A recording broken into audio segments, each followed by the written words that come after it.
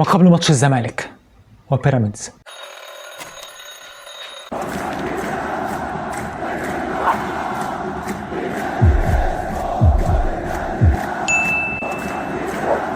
كالعاده توقع نتيجه ماتش الزمالك وبيراميدز، واللي هيكتب التوقع صح واسمه ان شاء الله في فيديو ما تاخدش بالك منها بعد الماتش بيوم. كل الدعم لمحمد عبد الرؤوف ومدير فني الزمالك والجهاز الفني نادي الزمالك بالكامل. كل الدعم للاعيب، عايز رجاله بكره، عايز اسود. قبل حتى ما اتكلم على احمد عبد الرؤوف والتحليل وكل حاجه والتكتيك، لازم اللعيبه يبقوا رجاله في الملعب، ده اهم حاجه وده قبل اي شيء. وربنا كبير وربنا معانا ان شاء الله، ويا رب ان شاء الله الزمالك يعمل ماتش كبير ونكسب. وزي ما بيقولوا الزمالك الف لسان قال حاجه عظيمه قوي، احمد عبد الرؤوف كل الدعم، العب كوره ما تشيلش هم. محدش ودي عبقريه من جمهور الزمالك اللي كان في الاستاد، محدش قال له اكسب كده بتحط ضغط، لا العب كوره وان شاء الله ربنا معانا وربنا كبير. احنا الزمالك النهارده ان شاء الله هتكلم على كل حاجه عن بيراميدز، وهو معاه الكوره بيعمل ايه، معهوش الكوره بيعمل ايه، نقاط قوته في ايه بالظبط، نقاط ضعفه الواضحه جدا في ايه بالظبط. وكالعاده هقول التشكيله الافضل، وتشكيله النهارده مفاجاه مختلف عن اي حد تشكيله يمكن انا ما قلتهاش قبل كده، عشان في طبعا بعض الغيابات المؤثره جدا، فانا قلت تشكيله جديده مهمه وتشكيله مش كده وخلاص، لها علاقه بالتكتيك اللي انا هقوله والتحليل بتاع فريق بيراميدز. بس طبعا في اخر الفيديو لك خلينا نتكلم على بيراميدز، هو معاه الكوره بيعمل ايه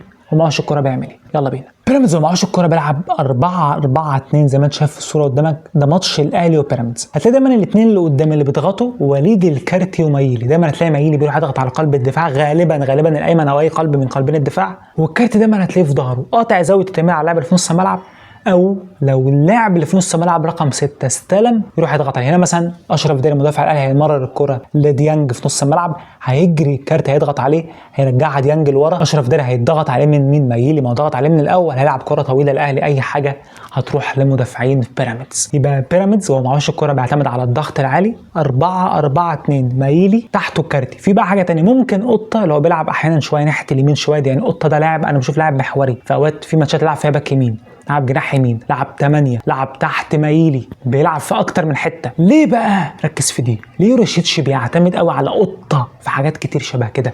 لان قطه بيضغط حلو قوي. هو قوه بيراميدز الاولى، يعني زي ما قلت لك هو بيلعب ازاي من غير كوره، وهي قوته الاولى الضغط، وكان الضغط بتاع بيراميدز متمثل في 3 حاجات جامدين قوي. اولا المدرب مدربهم كويس قوي على الضغط، ركز عشان في حته حلوه. تاني حاجه اللعيبه، عنده اكتر من لاعب بيجيد الضغط، زي مثلا مايلي، الكارتي، قطه، مهند لاشين، في اكتر من لاعب في فرقه بيراميدز بيضغطوا حلو قوي. ثالث حاجه بقى وهي ايه؟ توقع معايا كده، البدني. تقول لي يعني ايه البدني الجديده دي؟ لا مش جديده، اي فريق في العالم بيلعب ضغط عالي او بيعتمد على الضغط 90 دقيقه، اذا كان ضغط عالي او ضغط عكس بعد تقطع منه الكوره، لازم تبقى اللعيبه بدنيا واقفه على رجليها. بيراميدز بوجهه نظر انا افضل فريق في مصر وافريقيا في الحته دي، في حته البدني بتاع الاحمال بتاع بيراميدز قوي جدا وفارق جدا مع بيراميدز. انا بتفرج على بيراميدز كويس قوي، شفت لهم ماتشات كتير قوي، نادرا ما لقيت لعيب في بيراميدز بيهنج. يعني انا بقول لك لعيبه كتير في الزمالك بتهنج وانتوا عارفين، لعيبه كتير قوي في الاهلي بتهنج، بيراميدز لا، غير ده تماما. نادرا ما شفت لاعب بيهنج والفريق بيضغط طول الماتش، وفي كل حالات الضغط بيراميدز بيضغط حلو جدا زي ما قلت لك بسبب الثلاث حاجات دول، المدرب، اللعيبه، البدني بتاع الفريق قوي جدا. عارف اقول لك على مفاجاه، لو البدني بتاع بيراميدز وحش هتاخد شخص مني، الضغط ده مش هيبقى بالقوه دي، لان اللاعب واقف على رجله.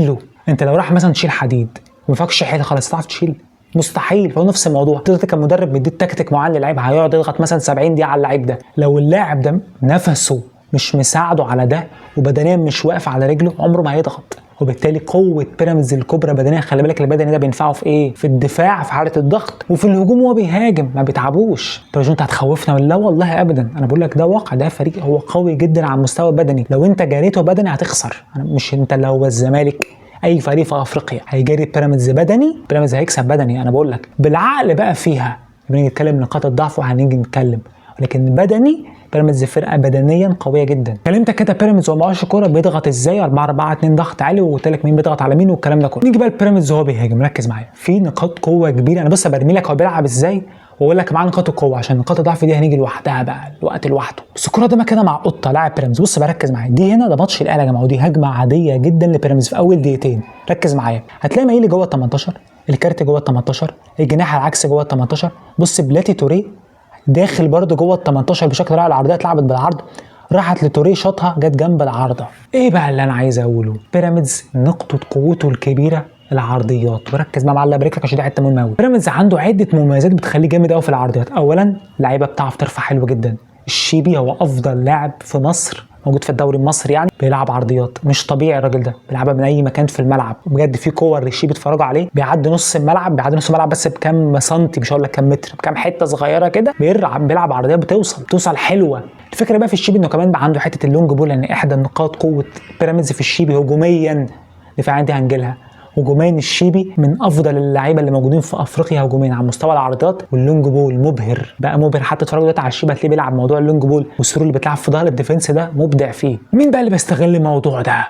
برافو عليك، مايلي هو اللي بيستقبل العرضيات دي من الشيبي. ولكن اللي محدش بيقوله ان بيراميدز بيعمل كثافه كبيره جوه ال 18. انت لسه موجود دلوقتي من سنتين بلاتي توري اللي هو جنب مهند لاشين، بص جوه ال 18 ده قدام الاهلي. انا مش بقول لك انه بيلعب المقاولين، بيلعب الجونه، بيلعب كرباس معليه، فريق مثلا بيهبط، لا بيراميدز عامل كثافه جوه ال 18. اسمع دي، بلعيبه من نص الملعب، 2 من نص الملعب، كارتي وتوري جوه ال 18 اثناء والكره اتشاطت وضاعت فعلا. يبقى المعضله مش بس هي نقطه القوه الاولى الشيبي مايلي الشيبي، ودي حقيقه الاثنين دول جامدين جدا وهقول لك ممكن توقفهم ازاي. ولكن الفكره الثانيه ان بيراميدز بيعمل كثافه جوه ال 18. الحاجه بقى الثانيه اللي محدش اتكلم فيها اطلاقا في مصر، بيراميدز من افضل فرق الدوري في التعامل مع العرضيات الدفاعيه. خلي بالك انا بقول لك ده ليه؟ مش عشان حاجه والمصحف، طب انت عارف فريق اللي بلعبه ايه؟ انت مثلا بلعب فريق قوي جدا في العرضيات، افضل واقف كده مش عارف اعمل اي حاجه؟ لا، بعرف مين المدافع مثلا اللي بيجيد اللعب بسرعات هوائيه. لو مدافع طويل مثلا، يعني بديك مثال، لو انا عندي مدافع بيجيد اللعب في السرعات اللي هعمل ايه؟ طب الشيبي هيضغط عليه بمين؟ مين هيفضل ماسكه؟ مين هيقدر يزنقه عشان العرضيه اللي بتطلع ما تطلعش مرتاح قوي؟ كل دي حلو، لازم ابقى انا عارف. امال ايه فايده التحليل؟ ابقى عارف الفريق اللي قدامي ده بيلعب ازاي، وايه نقاط القوه اللي عنده ونقاط الضعف. لكن حته العرضيات والبيراميدز بيدافع دي، انا شفت البيراميدز ماتشات كتير قوي الموسم ده، من الماتش قدام الاهلي السعودي وغيره، فريق جيد جدا في التعامل مع العرضيات، مش طبيعي. اللعيبه اللي في نص الملعب بتنزل تقف جنب وسط السنتر باكين بشكل مبدع. فالعرضيات اللي على بيراميدز مالهاش معنى. انا بقول ده لاحمد عبد الرؤوف، بلاش نلعب. خلي بالك اقول لك على مفاجاه، والله زي ممكن نلعب عرضيه يجيب جول، بس انا بقول لك مش دي الفكره خالص. ماتش طلائع الجيش، قلت لك انا طلائع الجيش، قلت لك فريق وحش جدا في العرضيه، جبنا جونين. العكس بقى بيراميدز، ممكن تجيب جون في بيراميدز عرضيه صدفه، لكن سيستم لعب انزل عرضيات فقط، لا انزل استغل سرعات. فين؟ هقول لك، ركز معايا في ان الثغرتين، هقول لك كل حاجه بالعقل وكل حاجه بالهداوه. ولكن بيراميدز فريق جيد جدا في العرضيات الهجوميه وكمان دفاع العرضيات. بيراميدز جيد جدا في الاثنين دول. بيراميدز ومعاه الكوره بيحب يلعب جيم استحواذ، بيستحوذ على الكوره عشان الكوره تروح على طرف المطرف، خاصه الشيبي هيلعب عرضيه، الكثافه اللي معموله جوه ال 18 وخاصه ميلي هيجيبها جول بنسبه كبيره لو اتلعبت بالشكل اللي بيلعب بيه بيراميدز. المهم بقى عندي اعرف اوقف الموضوع ده، في حلول هقول لك عليها في التشكيل، اتقل بس عليا. المهم بقى دلوقتي نيجي لنقاط ضعف بيراميدز. انا كلمتك الفريق بيلعب ازاي ومعاه الكوره معوش الكوره، نقاط القوه، قلت لك كل حاجه. نيجي بقى لنقاط الضعف، دي اهم حاجه. ايه بقى الحاجات الوحشه في بيراميدز اللي اقدر انا استغلها؟ تعال نشوف. الكره ده كده مع محمد هاني باك يمين الاهلي، ركز معايا. بص هنا محمد حمدي الباك الشمال لبيراميدز مسحوب من لاعب ناحيه اليمين، اعتقد ده طاهر محمد طاهر، بص مسحوب معاه. بص في لاعب الاهلي رقم 25 عايز يتحرك في المساحه في ظهر مين؟ حمدي. هنا توريه ما رجعش مع اللاعب رقم 25 سابه، هنا هاني خد الكره، لعب كره مباشره للاعب رقم 25، خد الكره في ظهر حمدي وفي ظهر توريه، لعب عرضيه وشالها مدافع بيراميدز علي جبر. ايه بقى اللي انت لاحظته في الكوره دي؟ عشان هقول لك حته تشكيله في الجناح اليمين، بس ركز معايا. ايه بقى اللي انت لاحظته في الحته دي؟ في لاعب سحب الباك الشمال بيراميدز اللي هو حمدي كان متكل على توريه ان هو هيرجع يغطي مع اللاعب رقم 25 وهيرجع يغطي معاه. اللونج بول اتلعب بشكل مباشر من هاني للاعب رقم 25 بشكل مباشر على طول في المساحه، راحت وكانت خطر جدا. لولا زي ما قلت لك دفاع بيراميدز وحتى حارس بيراميدز احمد الشناوي دلوقتي بقى بيعرف يتعامل مع العرضيات بشكل هايل. الكوره دي ضاعت. محمد شريف بصراحه ما كانش شرس في الكوره دي، يعني ممكن لو فيرود شرس ورخم شويه كان الكوره دي بس ممكن ياخدها. تعال نشوف لقطه ثانيه عشان تبان لك الثغره اكتر. بس الكوره هنا برده مع محمد هاني ناحيه يمين، ركز معايا، ده هنا بعد تقدم بيراميدز في النتيجه. بص محمد حمدي سحبه تريزيجيه لاعب الاهلي، بص اللاعب رقم 25 بيتحرك في ظهر الديفنس، لعبت الكوره بشكل مباشر ليه، جت له الكوره فعلا، ولكن علي جبر مدافع بيراميدز حط جسمه حلو وقطع منه الكوره. ولكن هنا بقى دي كواليتي، هو كان درجن في الكوره دي ما عرفش يعمل بيها حاجه. لو لعيب يقدر يبقى قوي ويحط جسمه صح ويشغل مخه هتوصل. الاهلي طول الماتش كان بيلعب على الحته دي بس. هاني اللاعب رقم 25، هاني ال 25، هاني ال 25 فقط، ده اللي كان بيلعبه. فكره بقى ان 25 نفسه ما كان مش شايف قدامه، بياخد الكوره بيطلع بيها بره، او كانت لما لعب عرضيه راحت لمحمد شريف لكنه ما عملش بيها حاجه. يبقى هنا كانت في مشكله في استغلال الاهلي للثغره دي، لكن الاهلي لعب عليها لعب عليها. تعال نشوف لقطه ثالثه مهمه قوي برده. بص هنا ده ماتش المصري وبيراميدز، هنا الكوره مع مدافع المصري لعب الكره قدام ناحيه اليمين. بص هنا كريم العراقي لو هنا في الماتش ده كان بيلعب نص ملعب يا باك يمين. بص الراجل بيتحرك فين؟ عايز يتحرك في ظهر محمد حمدي الباك الشمال، اتلعبت الكره ناحيه اليمين. بص هنا كريم العراقي طالب الكره فين؟ في ظهر الباك الشمال، لعبت الكره على طول لكريم العراقي، نزل محمد حمدي، ضربه جزاء وهدف تاني للمصري بسبب محمد حمدي. الاهلي استغل ثغره الجبهه اليسرى في بيراميدز، المصري نفسه استغل الجبهه اليسرى في بيراميدز، بس الاهلي ما سجلش، المصري سجل ضربه جزاء نتيجه لعرقله من محمد حمدي الكريم يعني، اللي اتحرك بين الخطوط، اتحرك في ظهر حمدي واستلم الكره بمنتهى السهوله. يبقى الثغره الواضحه جدا في فريق بيراميدز الباك الشمال محمد حمدي، ثغره كبيره جدا جدا جدا، بيسرح كتير، بيسيب مكانه كتير ورا. ممكن اجيب لك لقطات كتيره قوي قوي قوي للموضوع ده. طب ازاي نستغل الموضوع ده بالجناح اليمين الافضل؟ لان طبعا خوان بزيرة يا جماعه حتى الان مصاب، ده انا عارف انه مصاب للاسف الشديد، فانا هقول لك حل مهم جدا للاعب ممكن يعمله، بس هو لو ركز ممكن يعمله. خليني بقول لك حاجه مهمه قوي، ازاي استغل الثغره دي. بس قبل ما اقول لك ازاي استغلها، في ثغره ثانيه لسه هقولها لك برده، الاثنين مع بعض. بلاتي توريه انه ساب رقم 25 يتحرك وما راحش معاه. توريه عنده مشكله كبيره قوي في ايه؟ انه بيسيب اللاعب دايما اللي جنبه يستلم، وبعد ما يستلم يجري يضغط عليه. طب ما ده كده غلط. في نفس الوقت لو مثلا الكره دلوقتي مع خوان بزيرة، مثلا خوان بزيرة اسرع منه، فلو هو سابه يستلم هيلف ويروح، تيجي بقى ما تجيش خلاص. بس في حاجات دايما فيها اللي هو تشغيل المخ او الدفاع الذكي، الانتليجنس ديفنس، لو انت بتشغل مخك اللي هو ايه يعني، تعترض الكره قبل ما تروح. من الناس المميزه قوي مثلا في مصر في الموضوع ده مهند لاشين، وفتوح باك الشمال مميز قوي في الحته دي، وديانج لاعب الاهلي بقول لك 3 اهو في انديه مختلفه عشان بس ما حدش يقول 3 انديه مختلفه اهو، مميزين قوي في الموضوع ده. والدفاع الذكي اللي علاقه بعترض الكره، بتحرك قبل ما الكره تروح. توريه عنده مشكله بقى في الحته دي، بيسيب دايما اللاعب يستلم.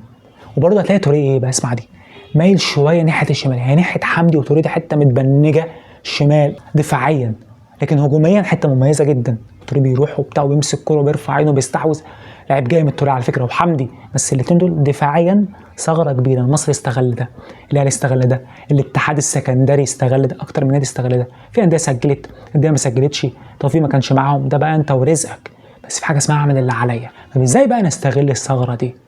ان انا العب بسرعه. تعالى اوريك لقطه جامده قوي قوي قوي مهمه قوي. الكوره قدامك كده مع محمد هاني، ركز بقى في دي جامده قوي. بص هنا في لاعب ناحيه اليمين فاتح خالص بتاع الاهلي، كالعاده هنا اللاعب رقم 25 عايز يتحرك فين؟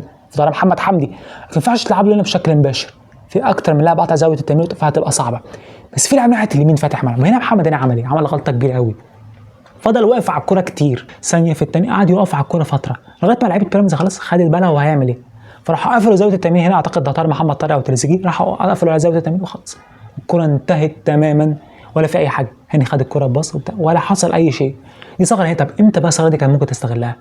لو هاني لعبها على طول لقدام في المساحه قدام، كان اللاعب اللي هو قدام اللي هو تريزيجيه ياخد الكوره، هيجري رقم 25 في المساحه، هيروح هو واحد على واحد لوحده يعمل بقى زي ما يعمل. يبقى انا عشان استغل ثغره شبه دي لازم العب بسرعه على الكوره. انا قصدي لو انا دلوقتي شفت الثغره موجوده العب على طول، ودايما اللعب يبقى لقدام مش لورا. زي ما قلت لك انا هاني ما لعبش الكره لقدام، لعبها لورا وواقف عليها كتير. لا، العب الكره في المساحه عشان لما تيجي الكره في المساحه اللاعب اوريدي يا جماعه تلقائيا اللاعب المنافس هيجري يضغط عليك او هيحاول. وحمدي عنده الحته دي قوي، فجاه كده بتلاقيه بيتكهرب وبيطلع يضغط فبيسيب مكانه فاضي، فاللاعب يتحرك مكانه في الحته دي. يبقى أنا هنا لو انا عندي جناح يمين مركز في الحته دي، وانا بقى كفريق ككل ركزت على الثغره دي، ثغره اللي في ظهر توريه وفي ظهر حمدي، في الحته الاثنين دول ظهرهم دايما متساب دايما الاثنين دول. وحتى اللعيبه اللي ناحيتهم خلي بالك ممكن مدرب بيراميدز يروح ملاعب يبقى رخم قوي، رخم كرويا يعني، ودي تبقى حاجه حلوه ليه عشان بس ما حدش انا بغلط فيه، ده بقول لك رخم كرويا دي حاجه حلوه ليه. لو لعب بحمدي باك شمال قدامه كريم حافظ بس بقى يبقى كده هو قفل الحته دي للاسف يعني، بس قفلها خالص يعني لا، هو ممكن كده يبقى هجوميا يبقى اقل. كريم حافظ لاعب انا بشوف كريم حافظ الموسم ده رائع مع بيراميدز، بس حمدي هو اللي بيلعب في الحته دي، فممكن يلعب لك الاثنين قدام بعض وينزل مثلا الشوط الثاني ايفرتون هو بقى هو ودماغه، بس الحته دي لا ثغره كبيره قوي قوي قوي في ظهر محمد حمدي الباك الشمال، ثغره كبيره. وبلاتي توريه ثغره كبيره انه بيسيب لعيبه كتير قوي تستلم في نص الملعب، بعد كده بيروح يضغط عليهم، ودي مشكله كبيره قوي، انت بتخلي لعيب يستلم في حته خطر، فعمال بقى بتروح تضغط وبتاع، يكون اللعيب اللي قدامك خد اكشن اوريدي ممكن يجيب جول، يصنع مثلا ثرو ماهر مثلا يعني من الكره العوديه او لاي حد مثلا او للجزيري يوصل له انفراد، تكون انت بقى لسه هتضغط عليه يكون هو وصل خلاص. نيجي بقى للتشكيله الافضل لازمك، بس قبل ما نقول التشكيله دلوقتي يا جماعه لغايه دلوقتي انا ما اعرفش صبحي سليم ولا لا.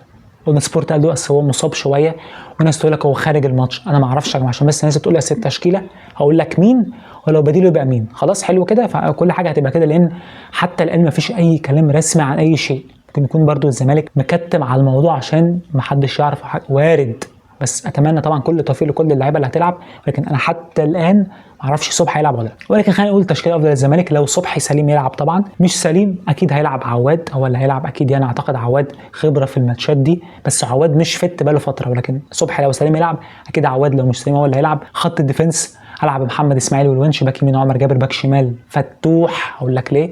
رقم 6 احمد ربيع، جنبه 8 عبد الله السعيد، وهقول لك ليه. قدام المهاجم سيف الدين الجزيري، ودي مفاجاه الحلقه وركز معايا هقول لك ليه والله العظيم مش بتحنيك. وينج شمال بنتايك. رقم 10 ناصر ماهر.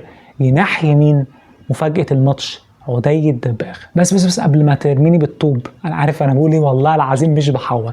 عدي في ماتش الطلائع اللي فات، طبعا عارف ان الطلائع غير بيراميدز، عارف يعني اكيد بيراميدز اقوى، بس عدي كان ليه اكتر من مره بيتحرك في ظهر الديفنس بشكل ممتاز ناحيه اليمين، وجات له اكتر وجانا انفراد متبروز وضيعه. مش دي الفكره. هو عدي عنده ميزه ان هو جسمه قوي جدا، سريع مش بطيء. رجله الشمال لو ركز، لو هو عايز يركز مش وحشه، مش بتكلم على هو التسديد عنده مشكله فيه والفينش، وده قلته قبل ما يجي، بس هو لاعب يقدر يلعب حته الجناح اليمين دي. طب الجزيري بقى، اكيد بيراميدز هيلعب دفاع عالي شويه ويلعب ضغط عالي اكيد، فانا عايز 2 قدام يجروا في ظهر الديفنس وبنتايك. يبقى انا هنا هلعب جيمي بقى، جيمي ان انا العب على المساحه اللي موجوده في ظهر ديفنس بيراميدز. وان انا ما قلتلكش من دقيقتين ان الشيبي المرعب هجوميا ثغره كبيره جدا دفاعيا، وانا بقول لك الشيبي ابطا بكتير قوي من بنتايك. ولو انت خدت الكوره رميتها لبنتايك في ظهره هيروح بنتايك. الفكره بقى بنتايك هتجيله الكوره هيلعب مثلا كروس بالعرض، هتيجي لعدي الدباغه والجزيره تقول انت مش قلت العرضيات يا جماعه الخير. لو 2 على 2 في العرضيات اكيد هتيجي للزمالك بنسبه كبيره عادي. انا بتكلم العرضيات دي لو ايه بقى، لو بيراميدز بيلعب لو بلوك، الفرقه كلها تحت الكوره، كان مثلا كاونتر اتاك، ده مش هتحسب عرضيه قوي، يبقى اسمه كاونتر اتاك. فانا استغل ازاي الكاونتر اتاك ده. هو عنده مساحه في ظهر الباكين، عنده مساحه في ظهر الشيبي وظهر بن حمدي، يبقى انا العب ب2 يعرفوا يلعبوا الحته دي. بنتايك يقدر يجري في ظهره، وعدي عملها الماتش اللي فات ويقدر يعملها. في نفس الوقت بقى عندي مرونه ان انا اخوان مش بيلعب، اخوان بيلعب يا جماعه. طب حد يقول لي طب لو اخوان موجود يبقى يلعب جناح يمين وعدي الدباغ فروت عادي. انا مش بلعب بالجزيري بسبب ولا عدي الدباغ جناح يمين مثلا بعد حنيك، والله ابدا. انا ما عنديش اصلا جناح يمين. هتقولي شيكو بنزا، اسمع بقى دي. شيكو بنزا بيفقد الكره كتير قوي. حضرتك انت هتبقى حمل ان تروح عليك بهجمات مرتده. انا اصلا لو لعبت تحت كوره هبقى قلقان، فهنزل بقى كمان نلعب هجمات مرتده عليا، لا خطر يا جماعه، خطر كبير. شيكو بنزا بقى ينزل امتى؟ لو يا رب الزمالك اتقدم فشيكو بنزا ينزل، يبقى يفرق معاك. انت عندك لعيب على الدكه موجود يفرق معاك، تنزله بقى يجري ناحيه اليمين او الشمال او ايا كان، يبقى عندك مرونه ان فتوح مثلا ياخد الكوره يلعب لونج بول مثلا لبنتايك، يلعب للجزيري، ركز في دي. عبد الله بقى هيبقى دوره مهم ان هو يطلع يطلعني بالكوره. انا ما عنديش دلوقتي دونجا افضل لاعب في الزمالك دلوقتي في نص الملعب، ما عنديش، هعمل ايه؟ شحاته بقى له فتره، الماتش اللي فات شحاته حاسه مجهد وحاسه مش واقف على رجله، يبقى ريسك هشيله الماتش كده. لا، ربيع يلعب الحته دي، وربيع يبقى مسؤوليته بركز في دي دفاعيه بحته. ربيع للاسف مش افضل لاعب يخرج بالكوره، يبقى هو يعمل ايه؟ دفاعي. حضرتك استخلصت الكوره وافصح بس، لكن خروج بالكوره اعتمد على فتوح وعبد الله سيد، واعتمد على ان انا العب كور طويله في ظهر باكين بيراميدز. انا اسيب بيراميدز يتقدم شويه، الشيبي يتقدم شويه، حمدي يتقدم، اروح انا احاول بقى انا اضغط. ما هنا بقى التركايه، ممكن بنتايك نفسه يضغط ياخد الكوره ده مثلا لعبد الله، عبد الله ياخد الكوره، بنتايك سريع يقدر يجري في ظهر. يعني اقول لك على حاجه، لو الشيبي هنا وبنتايك هنا، ركز معايا، اقول لك على مفاجاه، لو البنتايج ورا هيلحق برده يسبق الشيبي اسرع بكتير من الشيبي. الفكره كلها ان لازم احط بقى السيستم ده. الكوره هتيجي على عبد الله ارمي على طول للشيبي لبنتايج في ظهر الشيبي، هتجي لك مثلا فتوح او عبد الله تاني ارمي العدي في ظهر حمدي، ارمي للجزيري في ظهر الديفنس كده.